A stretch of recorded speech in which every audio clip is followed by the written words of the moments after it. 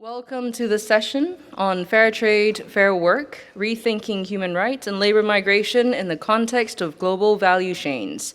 To colleagues who are seated at the back, please don't be shy. Feel free to join us up front. It will be very nice to see you around the table here. We are, as you will see, starting a little bit late because we wanted to give colleagues an opportunity to join us and settle in, but we will now commence the session.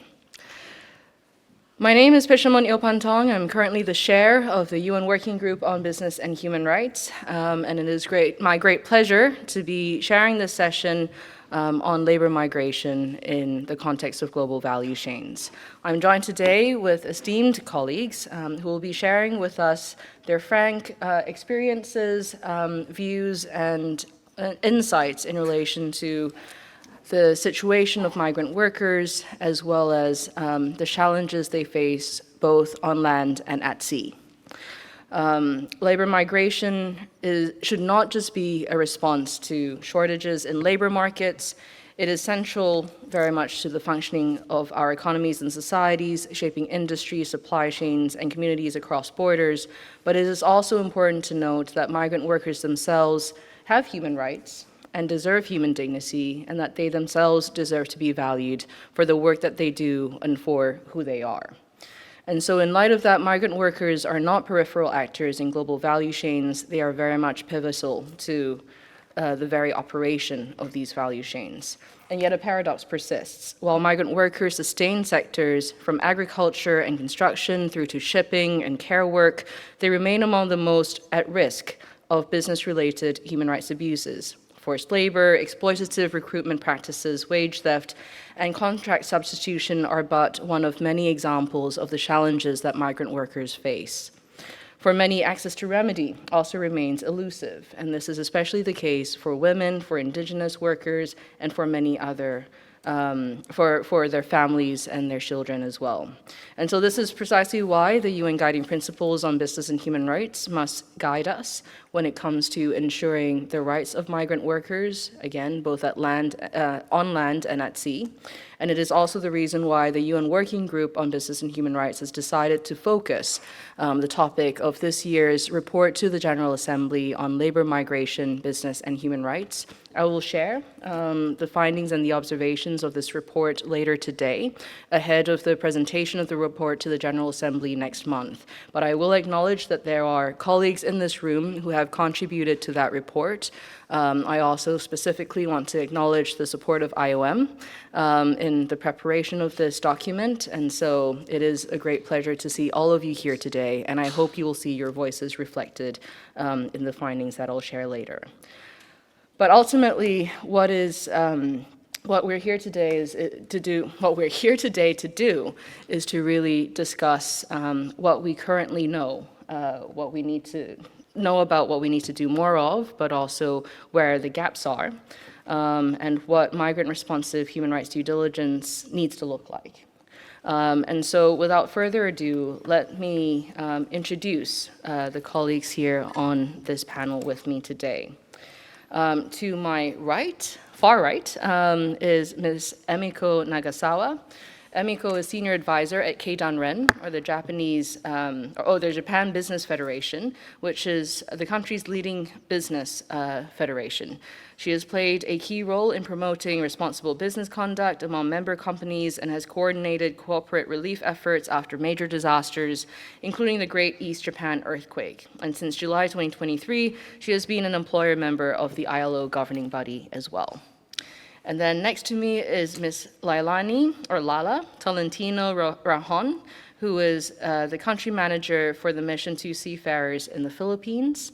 And then to my right, Mr. Regimon Kutapan, who is a labor migration researcher, forced labor investigator, author, and columnist.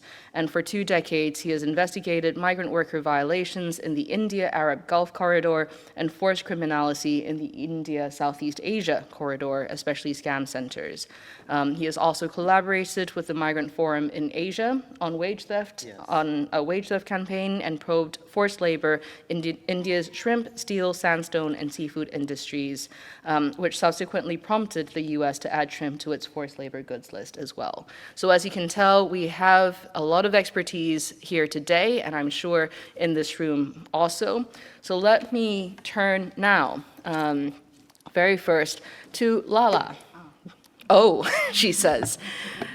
Lala, you have been working in this space for such a long time, engaging directly with seafarers and hearing of their plight. Can you start us off by telling us what are some of the key challenges faced by seafarers, including what are some of the myths or stereotypes that they face and that have been very dangerous in terms of undermining their rights? Over to you. All right, good morning, everyone. And first, thank you for having the voices of the seafarers in this forum. So, um, firstly, on stereotyping, seafarers are as well the migrant workers, except that they're not on land, but they are on the international waters. They are governed by actually several laws, flag of convenience, state law, ports, and many state laws. They are, as earlier mentioned, they are at some point also considered as peripheral. They are unseen. However, if we notice, or it is that they are a key worker because they transport 90% of the goods around the world. So from head to foot, if you notice, all of these goods came to us, to our home, from wherever they came from farm to our home. These are transported by seafarers. What challenges they face? They are sailing now, especially the climate change. Of course, this is something that we can't control, but maybe we're hesitant to. Of course, they are being alone, isolation. It's different in the land-based because in any time we want to speak to our colleagues, to our families, we have communication channels open to us. But for seafarers, internet is very limited. So however they want to speak, there's a birthday, there's any occasion, there's someone who they wanted to support at home, they cannot do that. Internet, yes, may be available at some vessels, but it's not that very strong. It's not very many. It's very limited. So again, they have to save for this. Otherwise, they have to spend, and it's very expensive. Depression leads to this. Some sort of information deprivation as well. During the pandemic, we have, if I may share this story, we have responded to fishers who don't actually know that pandemic is happening. You don't actually know that there is a lockdown. They just were surprised that they cannot go home because they don't have access to information. Again, this is not for all, but it could be still for the many. Corruption, bribery at port. The seafarers also face this more than the piracy. So these all affect their physical health and mental health. Physical health as well, us and land, whatever we want to eat, it would be available for us, of course, at a cost. But for seafarers, it has to be ordered, it has to be stored, and at some point, if the route wouldn't allow you to order and to have those provisions, sometimes even the food is not secured on board. Of course, the tirelessness, the fatigue at work. It's for us, it's 8 to 5, maybe 9 to 6. We have time in, time out. For seafarers, it's not like that. Their home is their workplace. It's 24/7. So it's not something that when they time out, yes, they could rest, but still they are at the vessel. So they are confined. They say it's like they're floating like a jail. Of course, not that is harsh, but if ever for us and land, if we feel stressed, if we feel we need to breathe fresh air, we want to watch a movie or so, we just can't go out. We meet friends. But for seafarers, they are confined in that vessel. 3 months to 9 months.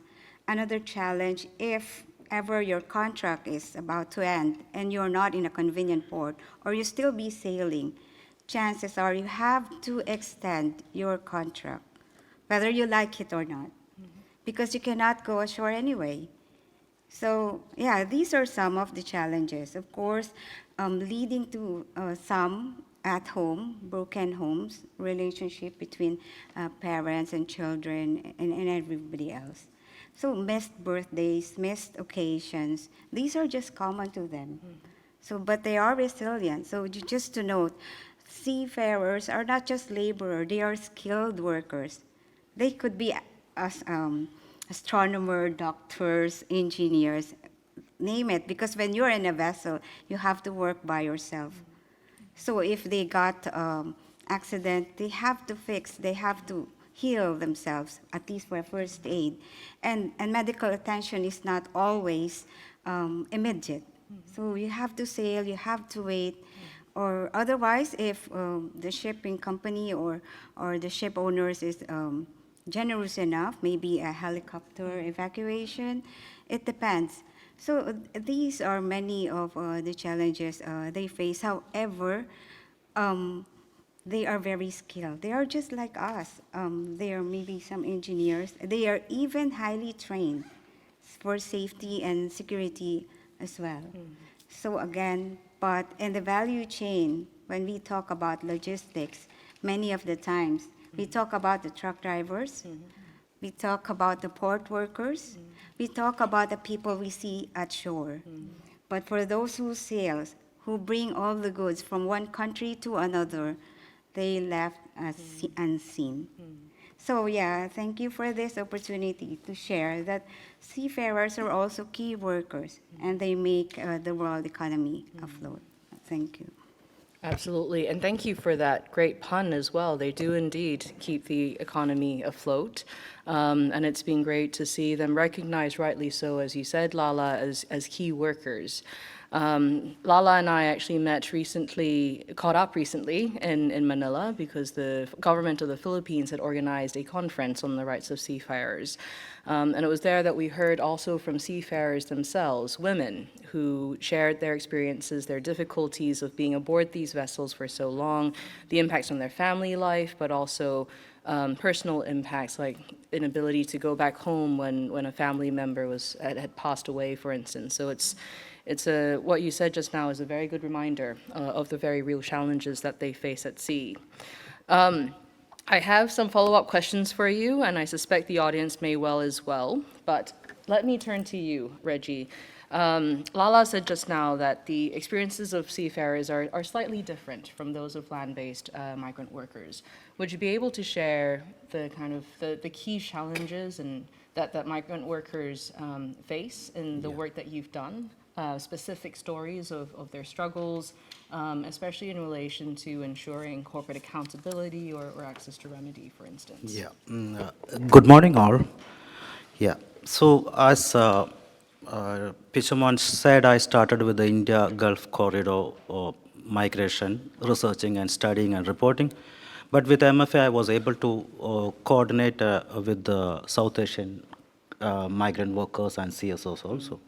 So, what I would start with is that the South Asian migrant workers. See, there are over 40 million South Asian workers from India, Bangladesh, Nepal, Sri Lanka, Pakistan who power the GCC, the Gulf Cooperation Council, remitting over 200 billion US dollar annually. So that's a big money. That's huge. Yeah.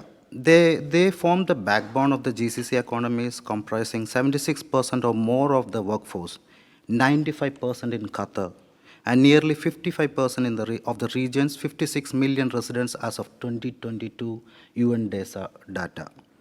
And in 2024, 41.4 million migrant workers were in the Arab countries, 31 million were in the GCC, and with the 3.5 million as construction workers as per the IOM data. So they drive the mega projects like Saudi Arabia's NEOM project, which is 500 billion US dollar, NEOM City, and Qatar's 40 billion North Field expansion, and UAE's $15 billion Hail and Gaza gas development. These are only the three. There are 10 or 20 big mega projects. Yet, these workers really share in the wealth they generate, receiving major wages while profits flow to the corporation and state. When I say state, most of the projects are run by the governments also. It's not that the private multinational companies. Now, as you said as you asked about the challenges, the migrant workers face systemic exploitation. Yes, there are reforms, there are changes in labor laws happening in the Gulf countries, which are a little bit worker friendly. For example, UAE has brought in the wage protection system. But on the ground, we may say that, okay, that's a good thing, but on the ground, sometimes what happens is that the company supervisor or the HR will be holding the ATM card of the worker. Right. So everything legally documented, the worker is being paid. But does he get the real money which is being paid by the company? We doubt.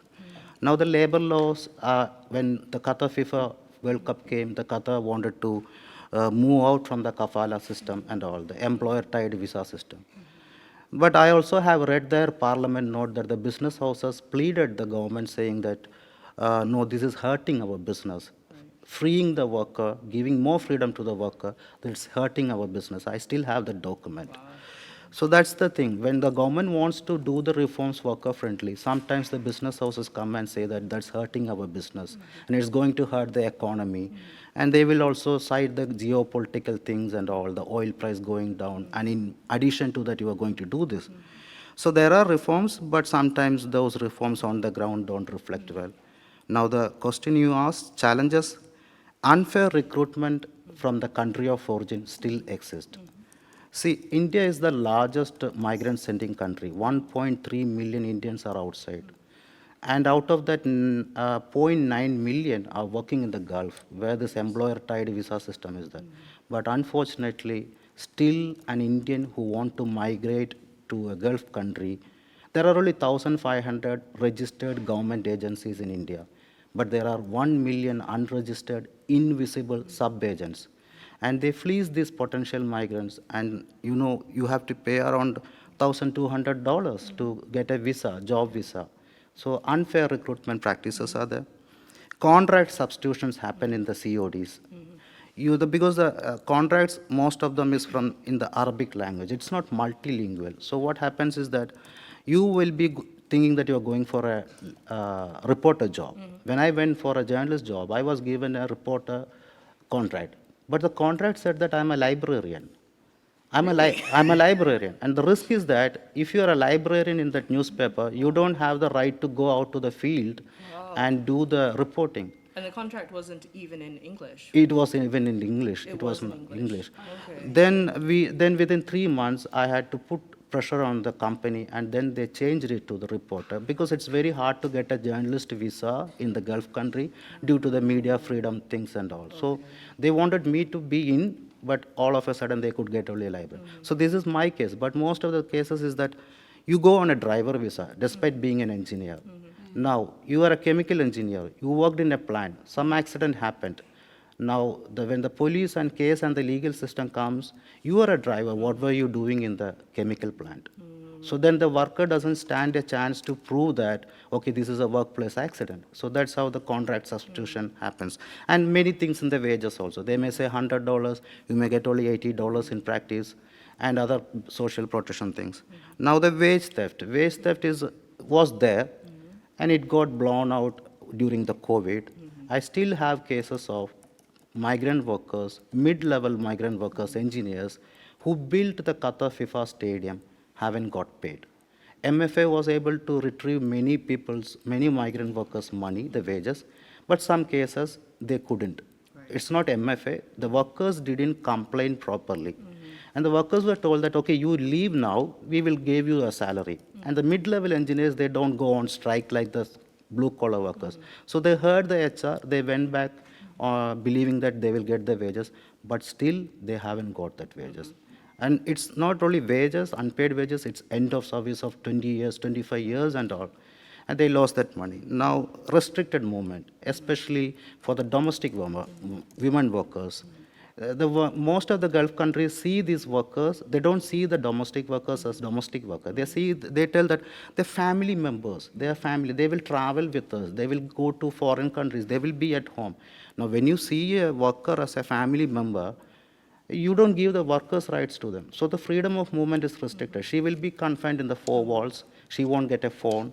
She won't be able to meet friends or anything. And she has to always be tied up with the employer or the employer's family. And this the same thing happens in the camps also, workers' labor camps also.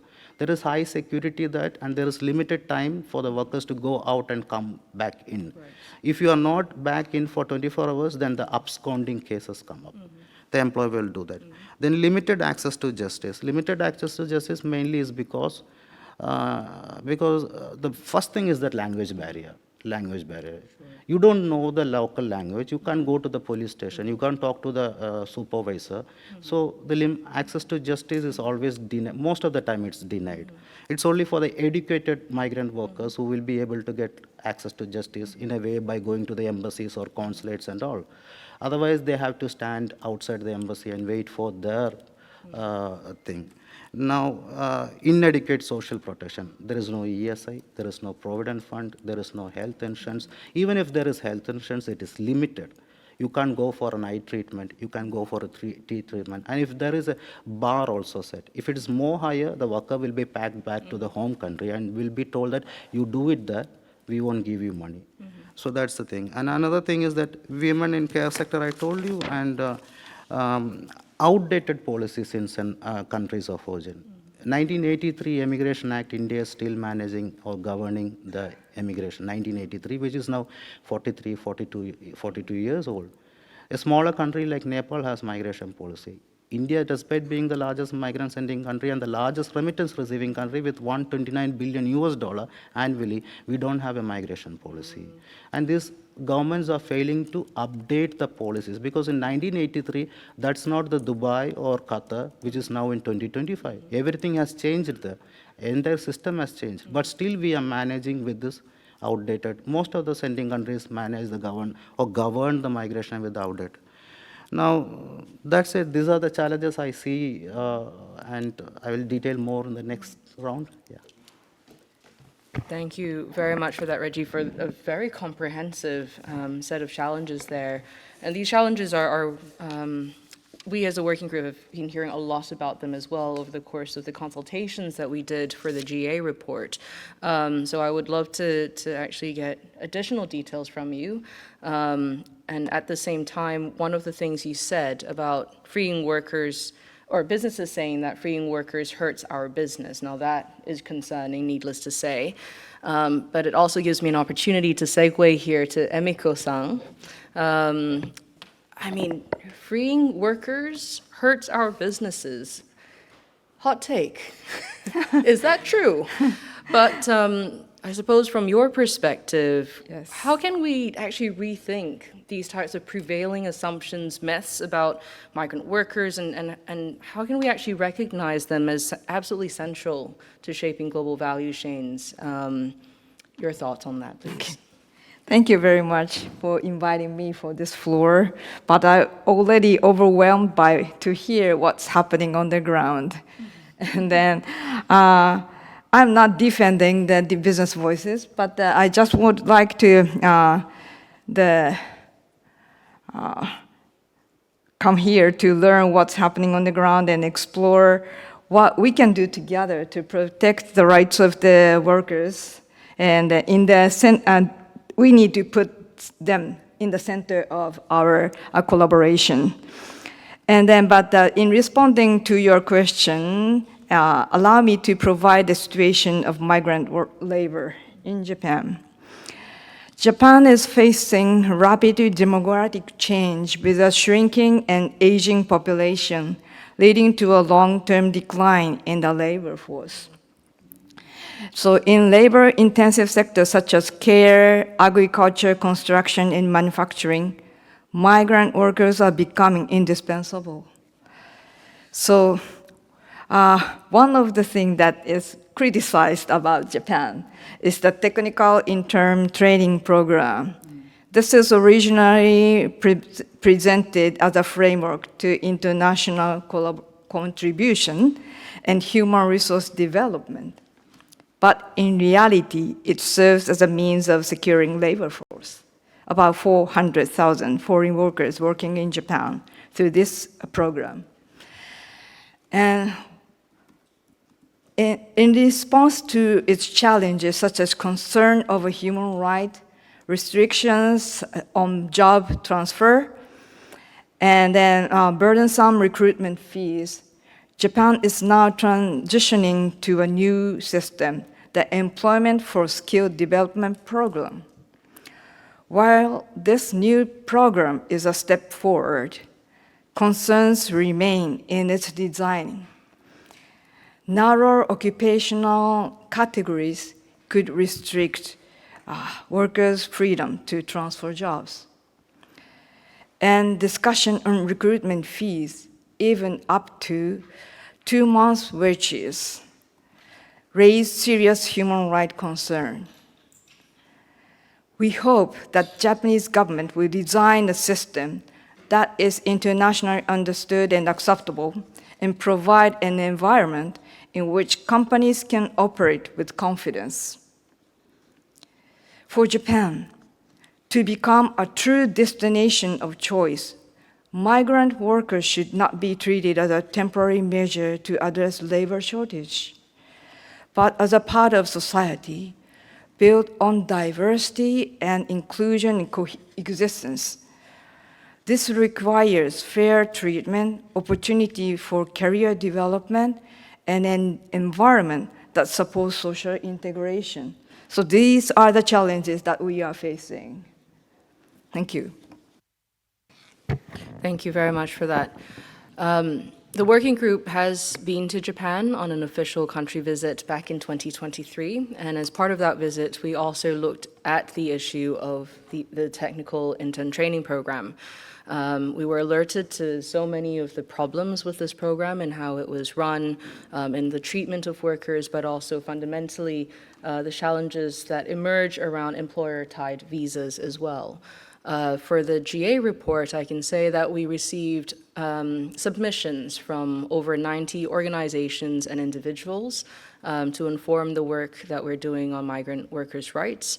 And some of those submissions, in fact, highlighted how there have been some proposals made by the government, I suppose a part of the government of Japan, suggesting, in a sense, to almost like legalize recruitment fees. And to make it, an acceptable part of the new temporary labor migration program that the government has put in place. And this, of course, is something that stakeholders are already flagging with us as an issue of great concern. So I just wanted to add that as well as additional context, but certainly appreciate very much what you said about the centrality of migrant workers and the need for us to really place them at the center of these discussions. Now, so far we've covered quite a broad a swathe of challenges already, but I wonder if we can do deeper dives into now not just the challenges, but also what are the ways forward? What are the practical steps that can be taken in order to address these challenges, and whether there are examples, positive examples that we can already learn from? So here, let me turn back to you, Lala. Are there good stories out there that we can learn from? Is human rights due diligence being done to ensure that the rights of seafarers are being protected and respected? Definitely, there are also good stories on how the human rights due diligence has been regularly practiced. That's another story. But yes, definitely, that's why in the maritime, there are a lot of policies. So from port state to security to all of these certifications, seafarers had to undergo lots and lots of trainings and certifications so that they would remain safe, they would remain able to transport and navigate. So yeah, beyond that competencies, although there are ways of like grievance mechanism available to them, it's just that, as I mentioned earlier, how to access this is still quite a challenge. Now, many of us are connected to the internet. Not a day that we'll wake up without the Wi-Fi would be a good day. Everyone would reach out to that. And everyone would get into the internet to know something. For the seafarer accessing the remedy or to grievance, many of the company would set it up like an online. Many of the company would set it up like a call center. But again, the limitations of those on board hinders them to reach out to use that remedy. So there is another way, of course, with us in the mission to seafarers. We believe in the human presence, in the human touch. At least we are present in 200 ports in 53 countries. So our chaplains go up on the ship, talk to them, at least provide support, practical support, counseling, sometimes even shopping, just a listening ear. So at least that's one. But we are a nonprofit organization. We are not a company. We are not the ship owner. At some point, we also have limits. So yes, there is, I would say, but access is still a challenge. Um, Charities like us would do many ways to to bring that support to the seafarers. But of course, at some point, we can also feel that sometimes there are ports who wouldn't allow us to go there. We have centers in the port, but the seafarers are not also allowed to go ashore. We call it shore leave. So these are ways that there can supposed to be reach out to get the remedy, to give their grievance, but they're not. There is a structure on board that you could go to your captain, to your officers, but then there is a fear from the seafarer that they might be retaliated, they might be blacklisted, and they might be, there's no more rehire for them in the next contract. Or worse is, they would be repatriated home. So it's again lost of their livelihood. There are different policies, as you have mentioned. You were in the Philippines a couple of weeks ago, and there are different countries that actually would sign up for like MLC uh, to say we agree on this. But of course, each of every country have your own, just like Japan, you have your own interests, have your own laws. So, as I mentioned, seafarers is not just in one country, in one contract. They are everywhere. They're governed by lots of countries. So access to remedy, still I would say progressing, but very slow. Maybe suggestion is, as also I would agree, to let's sit down, let's collaborate, let's hear out everybody. Many of the conferences like this, we don't have the right holder. The rights holder are seafarers, are workers, but how many are the rights holder here to talk about the rights? So for us, at least in the mission, I would say it's something sort of a good news. We have happiness index. This is a 10-year-old already program. What we do is we provide a survey to seafarer. We do this every quarter. We just ask them 10 questions about accommodation, training, social life at sea, generally how they feel, how happy they are. This is across race, nationality, and gender. So in this way, they get to hear. But of course, as I said, we are a charity. We can only do so much. So I would agree with collaboration. These are very maybe effective ways to create a safe space that everyone be heard. And from that experiences, we get to learn. And then create a more actionable, as you say, process or policies, if I may say. Just be there. Of course, we cannot be in any place of the world. Seafarers can be, but how? What else? Maybe the internet. Make it available for them. Not very expensive. Of course, it's a two-edged sword. It could be good. It could be bad. So teach them how to responsibly use it. Empower them. Equip the seafarers. Many of them as well. They are trained to how to have this hierarchy, especially on board. If you're a captain, you're an officer, and then you're a rating. So sometimes being a rating, it hinders them to reach out to the officers, and it's now becoming their way of life. So even if they want to say something, even if they are ashore, if they have the mechanism, they would still keep themselves quiet. So I think empowering the seafarer, it's okay to speak up. It's okay to share your experience, but where it could be. So in this type of forum, it's very good, but where are they? Where are the workers? How do we give this opportunity for them? So as I said, at least the happiness index is there. It's anonymous. The chaplains of all of other, the mission and the other organizations are there. We are there. We have centers in different parts of the world. But we feel still there is an urge to multiply that for them to speak up, for them to be supported. So yeah, maybe these are some, and more so, and on a larger sense, how about the ship owners, the manning agencies, everyone within the maritime, port authorities, sit down together and think, as you said, they are human. They are the central of our business.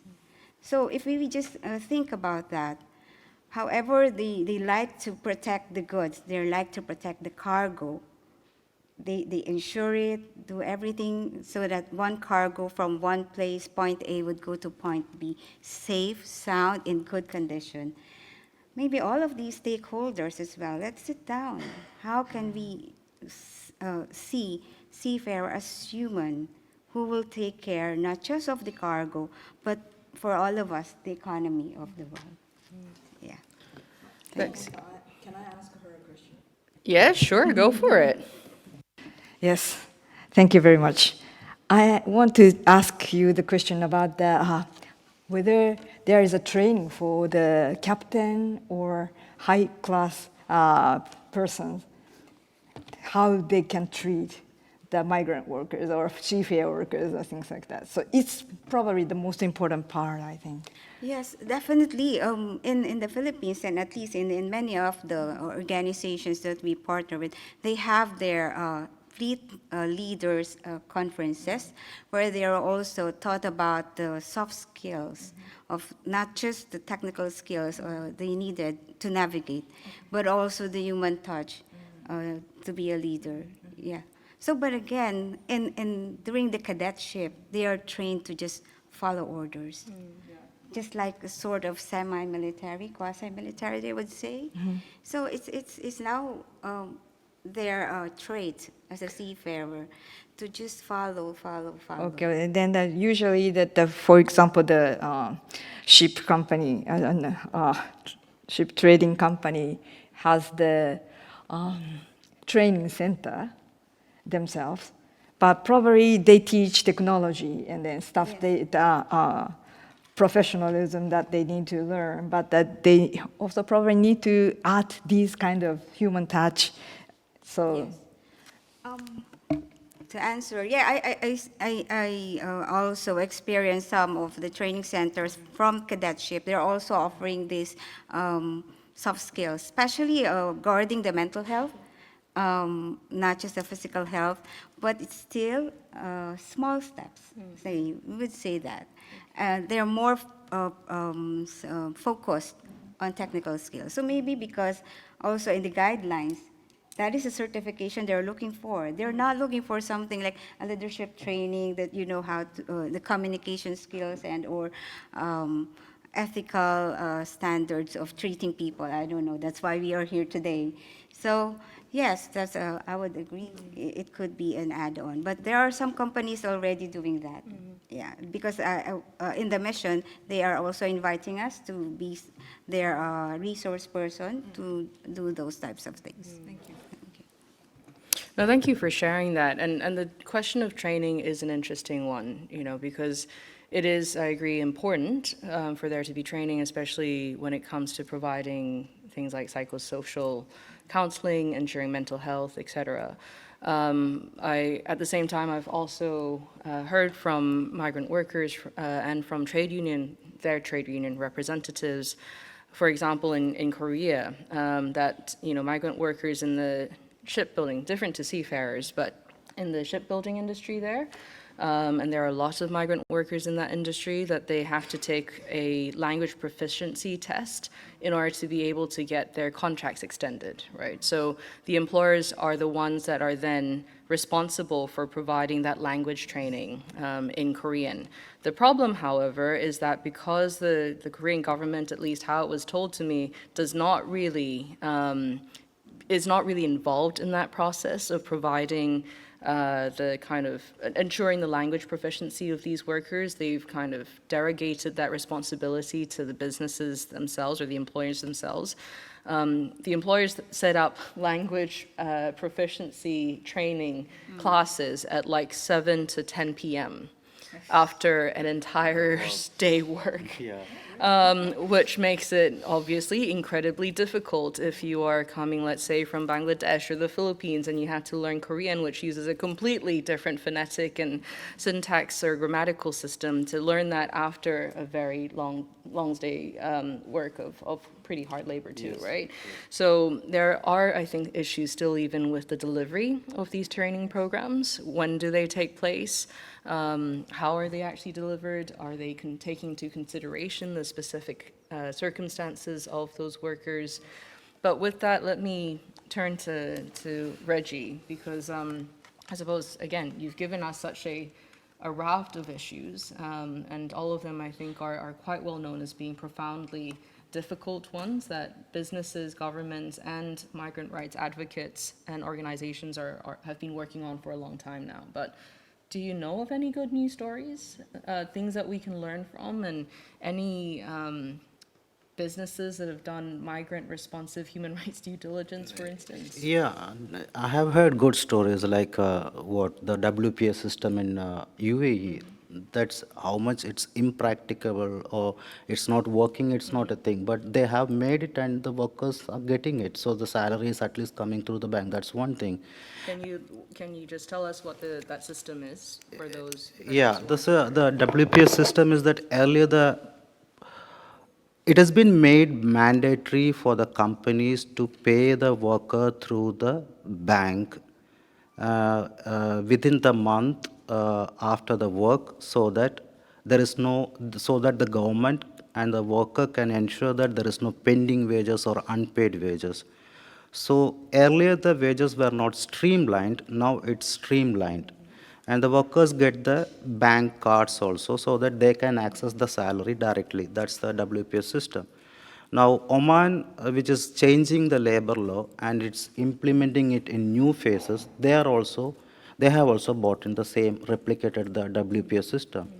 In addition to that, when you ask for good examples, the Oman new labor law says that they will give workers maternity leave, they will give paternity leave, and even they have extended the sick leave. And interestingly, all the time the conflict with the worker and the employer happens with the end of service benefit when he resigns. Now the new Oman labor law says that government will also hold a stake in that. So government will also be having an access to this end of service of this worker, so that if it is unpaid, then the government can intervene and take the money. So the money is being deposited, and then the government knows how much it is deposited. So the worker doesn't have to run after the company to get back his end of service benefit. So the government also knows how much is there, and they will step in. So that's one kind of good thing which has happened. And Oman also has allowed, earlier we couldn't change the employer. Even though it is a 2-year visa only, we had to get a no objection certificate from the previous employer to join a new employer. Now Oman has removed it. They have taken away the no objection certificate. Now when that came, the business houses were saying that, okay, this worker will come, learn our trade, learn our secrets, and then all of a sudden he will be jumping into a new company and sharing our secrets and all. So that NOC removal dragged for a long time, but finally Oman government has approved it, even though there are concerns from the business houses. The same thing Saudi also has done it. Whether it is working properly or not, that's an issue, because whether the previous employer will give you an NOC, that's a challenge. Where are you going? Why are you going? Why do you want to leave? Which company? These questions come up. But in rule, NOC has been agreed. So such kind of positive stories are there. That's it, yeah.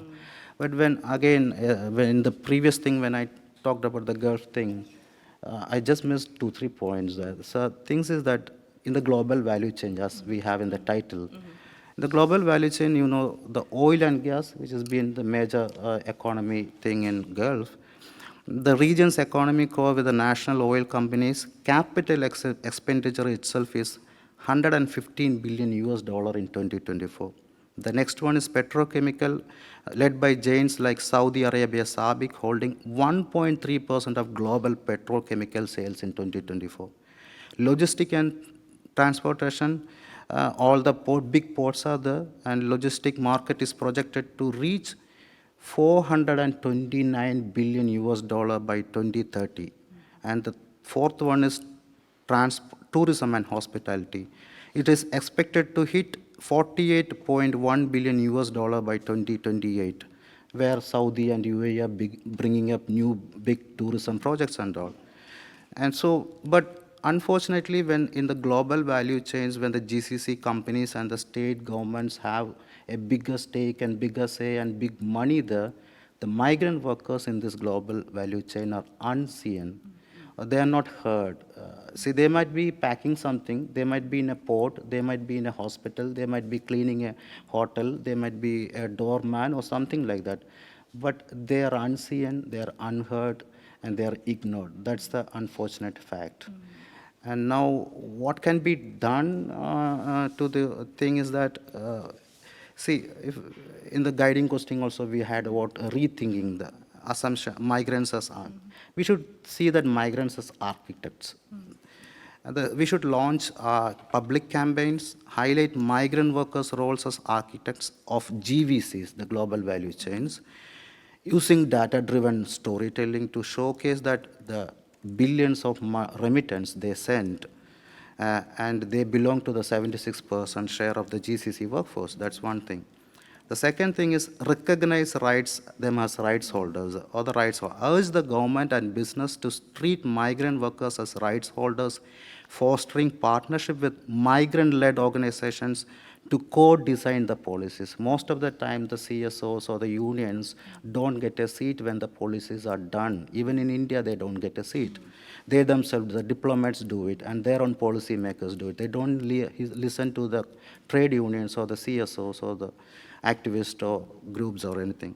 Now leverage the global platforms, like utilize the UN Global Compact and educational programs to promote inclusive migrant-led policies that empower workers as stakeholders. And we can also engage the international organizations to advocate for fair labor standards and safe migration pathways. And also promote the worker visibility.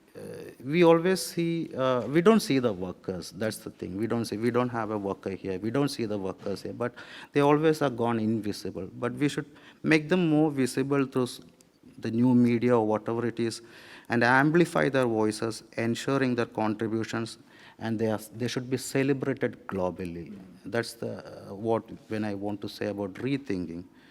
And the recommendations, there are 3 kinds of things. One is business side, government side, and migrant side. Business side, we should definitely audit the recruiters and the employers. We should do that. And we should also adopt, the business also should adopt the transparent supply chains.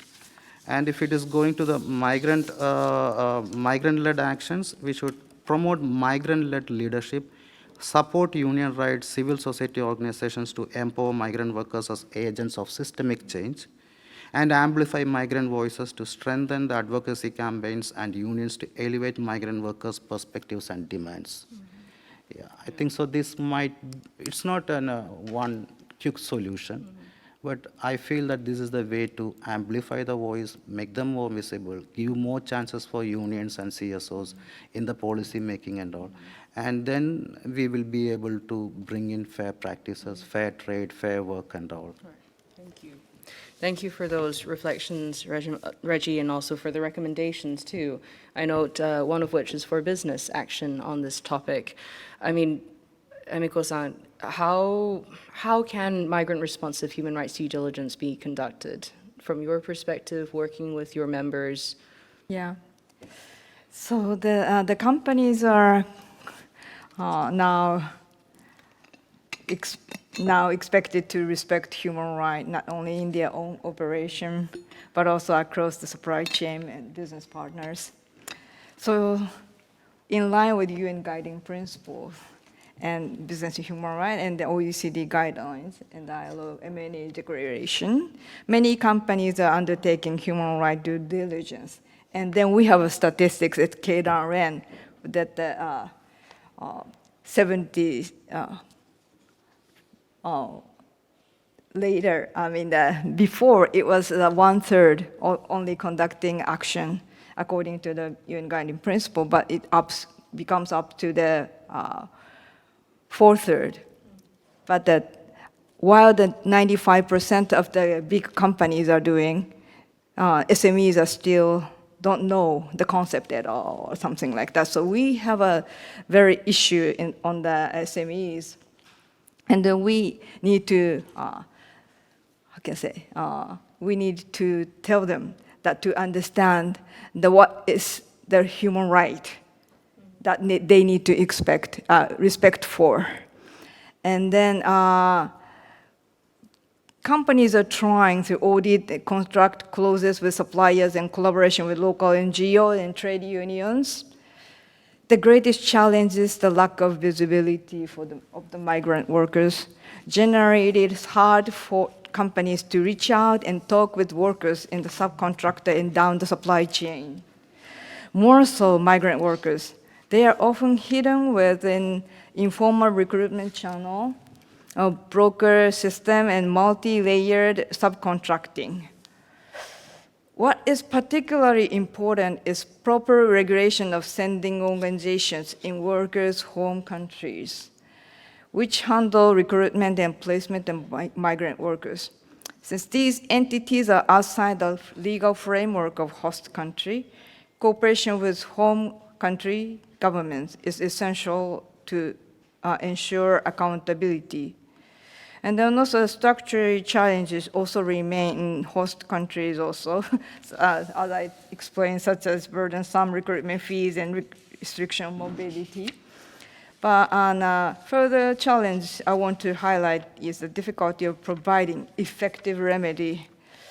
While potential cases of human rights abuses are reported, proper identification and support for victims should follow.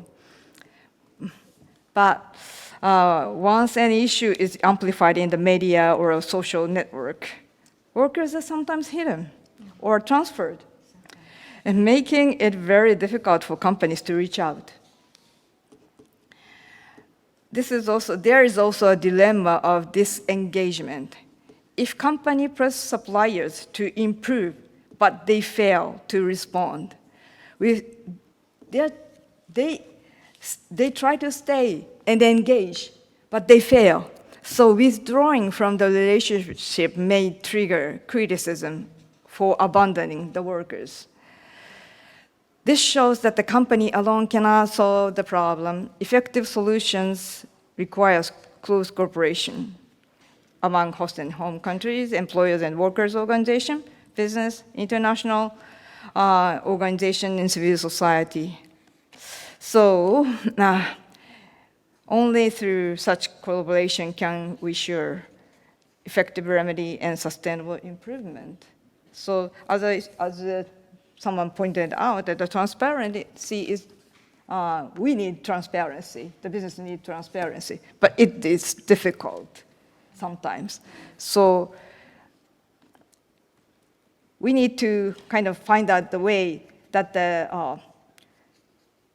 the business can have an access to the voices of the workers or the right holders through collaboration with organizations like you, who are actually doing the supporting the migrant workers and seafarers. Thank you. No, thank you for those reflections, Emiko-san. And just to clarify, you were saying 3/4 of your member companies have conducted human rights due diligence, right? 3/4, yes. Yes. But not many of them are actually SMEs, and so that's still a gap in relation to human And rights due then for diligence. the big companies, 95%. 95%. conducted. But like 70% of the SMEs do nothing or don't know the concept itself. So Do nothing. Don't quote us on that. Is not probably what do you're nothing, thinking. but do not act accordance in the UN guiding principle. Understood. I mean, social audits already coming up.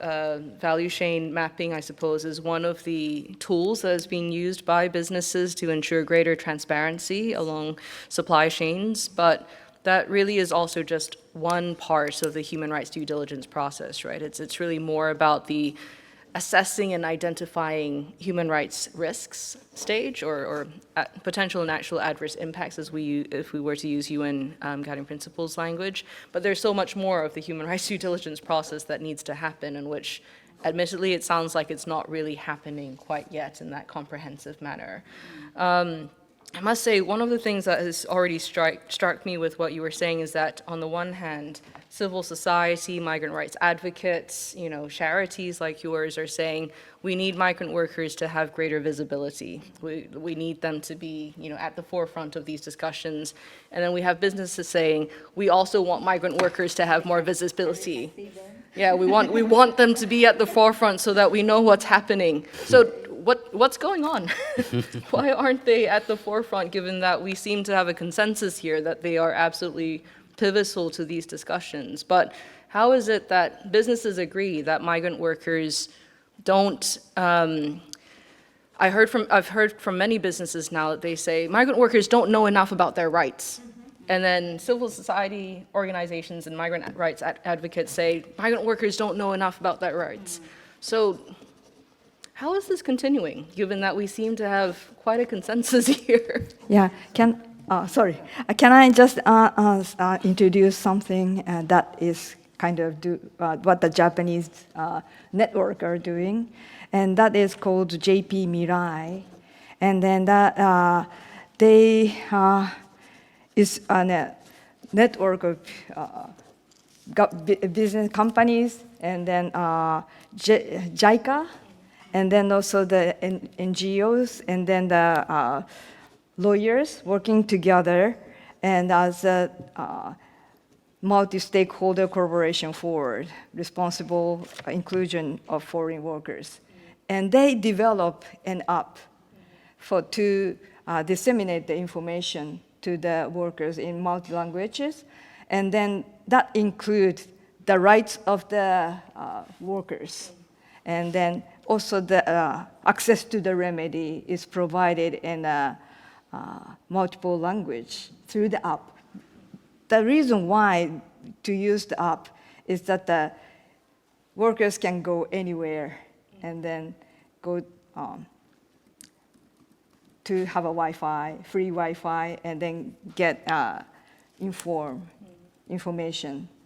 But as you said, that the seafarer is difficult to use the Wi-Fi, so it might be difficult. But there is an action like that. Yeah. Yeah, no, please. Yeah. So, why do migrant workers don't come forward? As that majority of the migrant workers did the migration desperately. So they don't want to risk their job. Let it be there as a internal migrants in their home country, or external migrants in Gulf countries. They don't want to risk their job. That's one thing. Another thing is that freedom of association is always limited in India. Recently, they have changed the labor law. Earlier, if you have wanted to make an union, if there are 100 workers, 10 workers was enough to make an union. Now they have raised the bar. You need 20 workers. Now, when you say 20 workers, majority of 80% of the Indian industries are SMEs, where there are only 30 workers or 25 workers. Now, do you see a union there? It's not possible. Now, in the Gulf, freedom of movement is restricted, freedom of association is limited, and so collective bargaining is not there. So they're desperate. They left due to poverty, unemployment in their home country, climate change, or any other reason. We say that it's for better living, but it's not for better living. It's for survival. Majority of the migrant workers who migrate. Now, when they go for survival, they will make a union. They will form a union challenging the state or challenging the companies they want. Now, this is where the CSOs and Migrant Forum Asia like organization come in. They talk to them. They sensitize them. It's not for to form a union or anything. It's for the collective bargaining to tell them the rights and all. So why they are not on the forefront is to save their job. That's it. To send some money back to the home country, feed the children, pay the fee, and stay for. They're all temporary migrants. Even now in temporary migrants, earlier in Gulf and all it was 2 years visa. Now they have started 3 months visa, where you don't have any kind of social protection. You just come down for a short period. You don't have a proper contract, work and go back. In this 3 months, are you going to ask for, if the wages has been reduced, you are going to stand up and ask for the promised wages? No, he will adjust for the 3 months and then he will think that, okay, this is my fate and I will go back. So that's why I told, these kind of things have to be heard, told and made more visible. It is not to point fingers, but it is to correct the system. Tell the business houses that, okay, these guys have, workers have to get freedom of association, they have to get the freedom of movement, they have to be allowed for collective bargaining. Let it be in India or Bangladesh or Nepal or Sri Lanka or even in the Gulf countries. This is too much compromised now by the governments. Right. Well, no, Reggie, thank you for saying that, because I think colleagues in the room and yourselves will have already noticed that one stakeholder we are missing from the session is government. And governments are the primary duty bearers in all of this, right? When it comes to ensuring that migrant workers feel protected enough to be able to speak out without having to fear for their own economic security, their own survival, as you put it, Reggie. But then also ensuring that businesses have that conducive environment to be rights respecting, and to also understand how to do migrant responsive human rights due diligence. So, Lala, do you have any further reflections on that? I know the government of the Philippines has been doing work around seafarers in particular, but is there more that they can be doing too? Yes, definitely. Yeah, they're doing it because the Philippines is like one third of the seafarer suppliers come from the Philippines. So the government has to do a lot, actually. One that they did was, yes, but as I said, there's a lot more. Because in the Philippines, before a seafarer can actually be a seafarer and embark on a ship, they have to go a lot of certifications and all. So at least now, before it's all manual, now it's becoming digital. But there are still processes that are sometimes redundant. There are still times that are supposed to be saved. So think about efficiency. Think about them that during their vacation, they were given 2, 3 months, but they would have to go attend to their documents, attend to their papers. How could that be simplified? How could that be more efficient and friendly for seafarers to spend some of their time with their families, given that they're away for a very long time without the convenience of connecting to them even every day, even if we have the internet? I would agree with what Raji said of the threat of their livelihood. That's why they're not coming in the forefront. And also, as I said, from their training to being a cadet to as an officer, it seems that empowerment is a bit missing there. So if you talk to the business, they say, we don't see you. How about the initiative comes from you? I would just share a study we did. We were commissioned by one of our partners to do a research, focus group discussions with the seafarers. And before they enter the room, they would say, is the company, the ship owner there? Is the management in the Philippines there? What do we know? It's just us. It's just the mission you're talking to. You can tell us everything. There is a fear, even to face those in the business sector. They feel that whatever they say would be taken against them. So I would say, and their fear is about their livelihood. Losing Because, the as you job. said, the government is also a good thing that there are some ways they're doing. But it all boils down for an individual to step forward, to go up there, to feel secured. So that security, how can we put that security or to make them feel that it's okay to voice out? you are secure. So I think that one thing, empowerment, where can we see that? How can the business provide that? It's okay to speak up. So as I said, in that experience that we have to do an orientation first. That you will be talking to the mission. You will not be quoted in the sense of individual person says this and that, but this is a general that you have to tell us so that we could help you, so that the business sector can learn about your experiences. What do you want to tell them? But even if that orientation, many of them wouldn't say really. They will keep their mouth shut, Yeah. as you Yeah. said. Just the same experience. Right. Yes. And this, of course, goes back to the fundamental injustices, issues within temporary labor migration schemes, right? So with employer-tied visas, where, again, we keep hearing, for the working group, we keep hearing from not just civil society or migrant workers themselves, but also from businesses saying that we know this is problematic. We know that there are businesses out there that use that to their advantage to silence migrant workers from speaking out by basically, if we deem you to be a bad person or a bad character that poses risk to our operations, we're not going to continue or extend your contract, right? And contracts can be maybe just for 3 months at a time or 6 months at a time to add that additional pressures and that very real sense of there could be reprisals if I were to speak out. But on this note, let me turn to all of you in this room right now.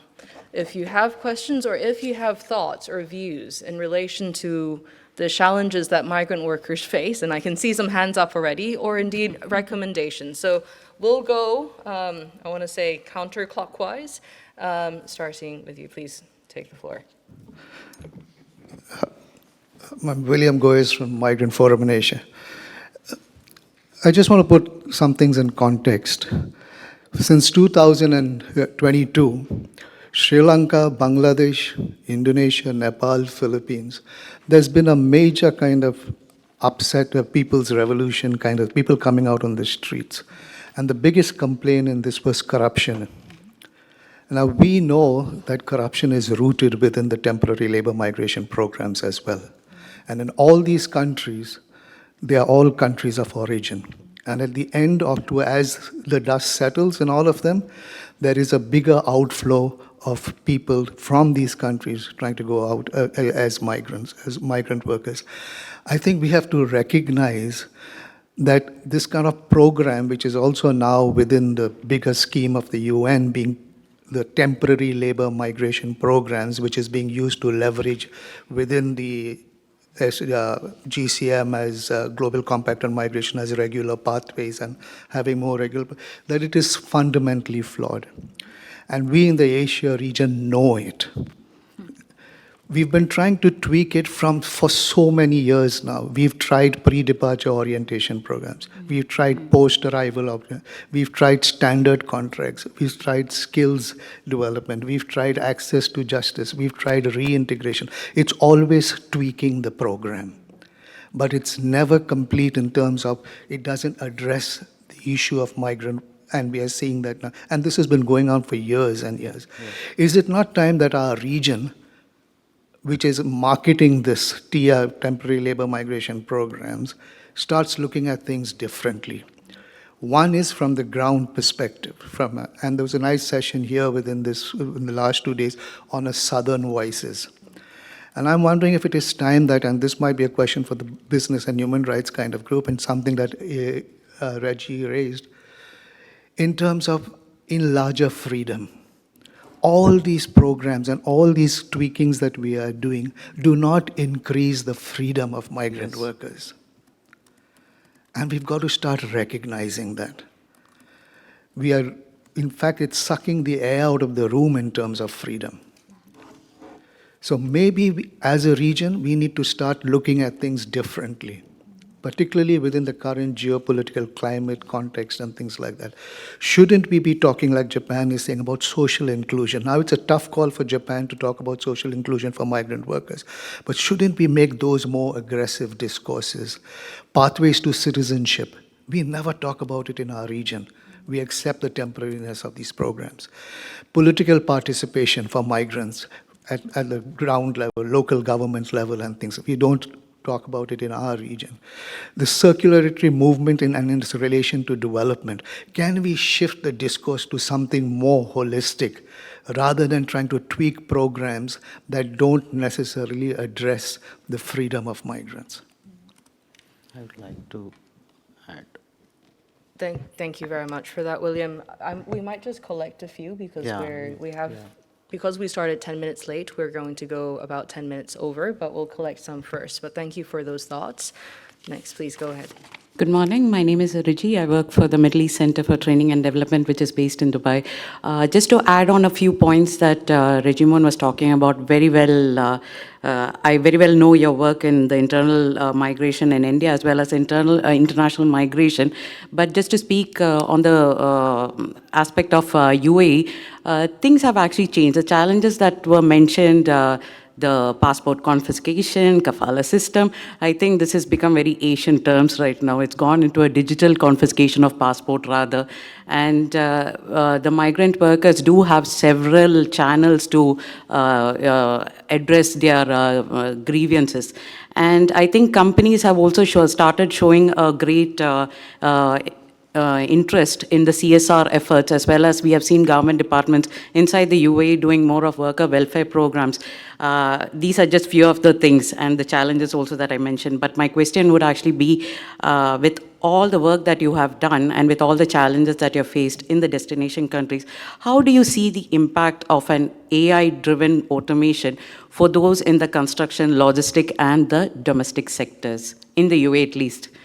Thank you. Thank you very much for that. And then we had another hand up, please. I am Mangesh Manor Deshmukh, a lawyer from India. And my question is, how can governments, business and right holders, including migrant workers, themselves collaborate more effectively to ensure safe, orderly and regulation labor migration pathways, special procedure of United Nations Human Rights Councils? This is my question. Okay, thank you very much Thank for that question. Do we have any more questions or comments? Yes, please. Thank you. Archana here from the Remedy Project. Just a very quick observation and tagging on to something William said earlier. The theme of today really is rethinking a lot of these issues. What I heard was a lot of the challenges that we know about, and as William mentioned, a lot of the tweaks that we have done. It seems that responses are largely reactionary and come up as problems happen. A lot of these problems, a lot of these challenges are not new. They have existed for a very long time, except that today they unfold in very complex geopolitics and in a world where trade relations change from day to day, with supply chain disruptions that have very direct impact on workers.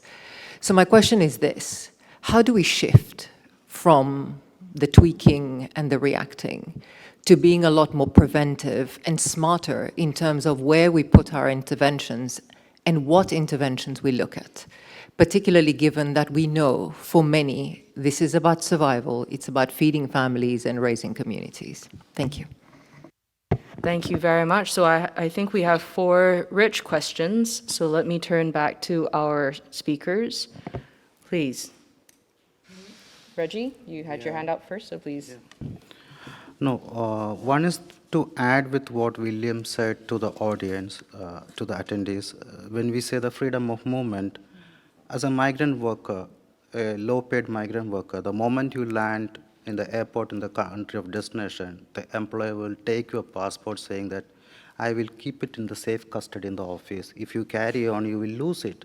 Now what happens is that you have to wait for the HR, either he is in Germany or Australia for his vacation, despite your near ones have passed away or some tragedy has happened home. We have handled several cases like that. HR or somebody else, the office person who has the custody of the passport, will be delayed to come. And then when he gets there, we have to hold back the body or something like that, the emergency. So this is the freedom of movement restriction in first case itself. Now, your passport is with him. The employer can just take it and tear it away and say that you get lost. That also we have seen. And then what happens? You are undocumented. The migrant work, and then it becomes the migrant worker's responsibility to prove that he is an Indian or he is a Bangladeshi or he is a Nepal, to prove his citizenship, it becomes his responsibility. So this all restricts the freedom of movement. Now the question, yes, Reggie, I agree that many things have changed, but still we get cases.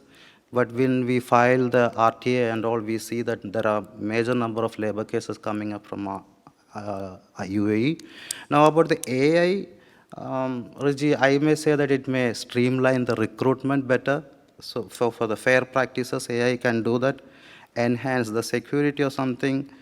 And AI can replace the human bias, I think so. And then when the WPS system and all, AI can help to make it more efficient. But there are risks also because AI is taking away jobs everywhere. And now we are talking about labor migrants. They may not lose the job and all, but they are also at risk. I'm not saying that the skilled migrants like techies and all may lose the job if they are not upgrading the skill. But the labor migrants also, if AI is going to operate the missions in the logistic area and all, then there is less opportunity for the ordinary migrant worker. So he doesn't have a chance to look up there and go there. So that's what I know about AI. Sorry.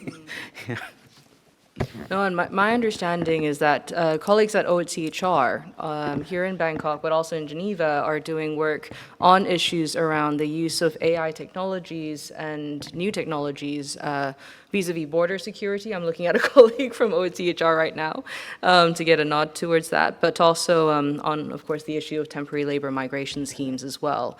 Now, the question about how can there be more action across different stakeholders, but also how can we be less reactionary and how can we bring in new thinking on these issues and in relation to how to tackle these challenges. Lala, Emiko? Lala, please. Yeah, I very much agree, but with us here, we knew about this. We have lots of things that we did as well. And what can we do different? What can we do better? I believe we have to first, as I said as well earlier, hear them out in ways of can be feasible. If the business doesn't hear them because they don't see them, because they don't want to participate, we can hear them out in other ways. As I've mentioned, the happiness index of Seafarers Happiness Index that we are creating, it gives us conditions of seafarers on how they want to be supported. Let's just ask them, how happy are you? What can make you happy? In this way, maybe they could also contribute on the process, on the ways that we could all agree on and make it a policy or a guidance. Because we heard them. They said, this can make us happy. At the end of the day, HRDDS, and one of our colleagues says, it's just how happy are you? Let's not put this very Or how technical. unhappy or are you? how unhappy are you? So let's check it out. How happy are you with all of these things that we did? As the colleagues here says, the government did long list, but why? Why is it still not happening? Or why is it still not availed by the migrant workers? So maybe it's not fitting to what they're looking for. It's not fitting to what they would them happy about. So yeah, it's like in a training, we do training needs analysis. So in this, let's check what would make you happy, and we will listen, and let's talk together, and let's do that. So I agree with all of those things, but to elevate it is dig deep on what is needed than just creating everything that may not be the answer to what really is needed. Thank you, Lala. Emiko? Yes, thank you very much. I don't have quite quick answer to that, and it's difficult. But about the issue of migration, there is a lot of root causes for that. We probably need to tackle with that also. But it's most of the time that it's government duty to protect the right of people. So government needs to design and then appropriate laws and regulations and then implement and enforce. It's the difficult part. And But the mindset shift is, we probably need that, but preventing an intervention beforehand might necessary. But whatever we do, there is a risk still. So if there is a reporting of a small issue, we have to tackle that as early as possible so that it will not become big. So that's the point. And then I just would like to introduce you about ILO's experience in Asia Pacific region. That is one, just the ASEAN Confederation of Employers and ILO are doing. That is about the guideline on portability of social security benefit. So that will contribute actively to the workers also. Thank you. Thank you very much. Because we do have another session coming in very soon, I will just say Reggie wants to have another intervention. So if you would like to hear that intervention from him, please come and approach him afterwards. But on this note, I mean, it's very clear that there are very big challenges up ahead. We see with the rise of populism, narratives that are endangering the lives of migrant workers, of refugees, of many of the marginalized groups in societies. And as one of the interlocutors said earlier, we need new thinking, and we also need an attitudinal shift, as Emiko-san said just now. So with that, the working group is very committed to this issue, and many of the issues raised today are already reflected in the GA report that we'll be delivering next month. So on that note, please join me in thanking our speakers and, of course, thanking all of you for joining us as well.